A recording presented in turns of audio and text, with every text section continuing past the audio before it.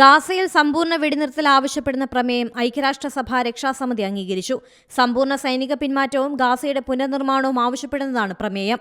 America ഉൾപ്പെടെ എല്ലാ രാജ്യങ്ങളും പ്രമേയത്തെ അനുകൂലിച്ചപ്പോൾ റഷ്യ വിട്ടുനിന്നു. പ്രമേയത്തെ ഹമാസ് സ്വാഗതം ചെയ്തു.